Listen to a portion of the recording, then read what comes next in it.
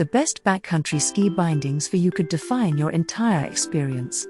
We review the 16 top performers for 2021, and we've been doing this for almost 6 years now.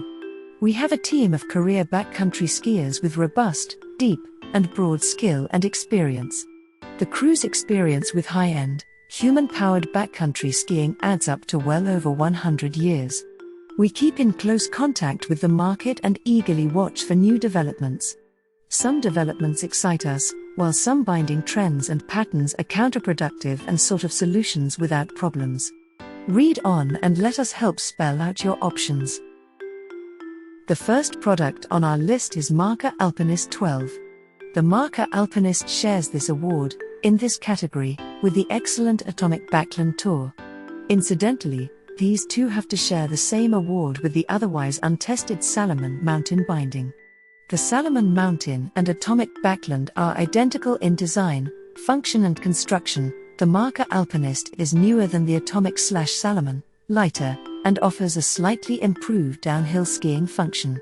Both hit the sweet spot for weight-to-performance ratio and offer all the basic features we look for in a touring binding.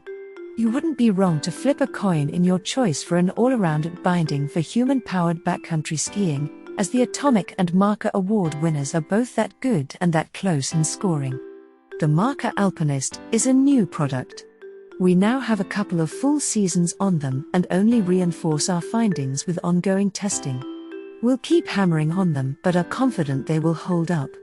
These bindings are marketed and understood as ultralight ski bindings, implying a specialized niche.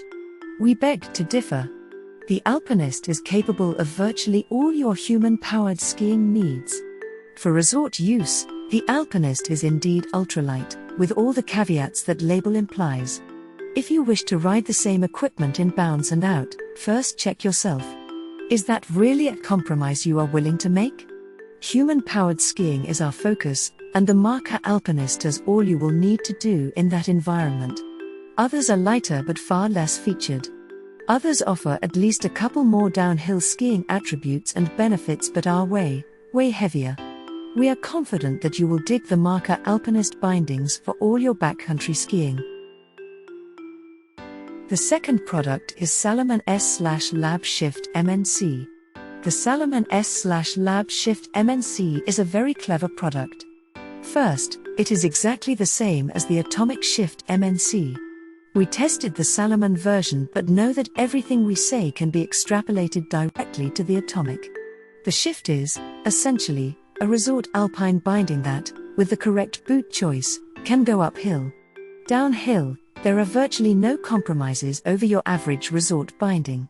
The TÜV organization has certified the Shift binding to the DIN Alpine standard, just like all Alpine bindings, and to the DIN standard, like the Marker Kingpin, among others.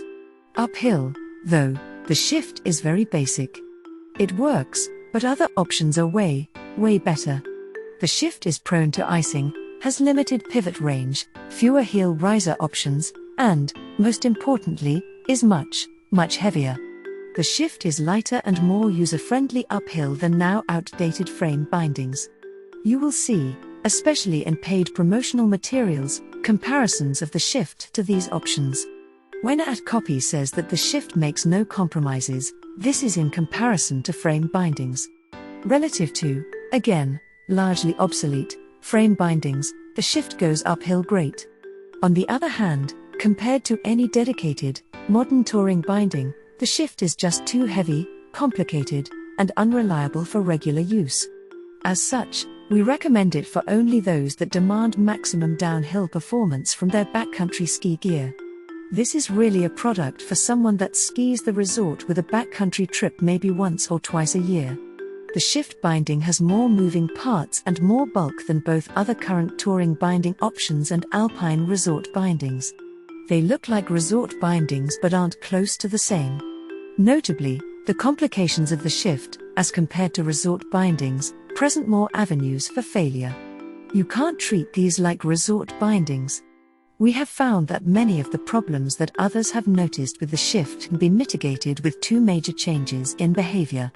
First, don't clean your boot sole by kicking or scraping against any part of the Shift binding. Next, When separating skis connected to one another with interlaced brakes of shift bindings, do not wrench them apart. Every time you separate them, do so by detangling the brakes without force. You can get away with forcing both these tasks on resort bindings, but not with the shift. Rough handling of the shift will give you long-term problems. Thanks for watching and hope you liked it. As always, all the links about the products will be in the description below, so if you want to find the best prices, and more information that we might not get a chance to mention in the video, be sure to check them out.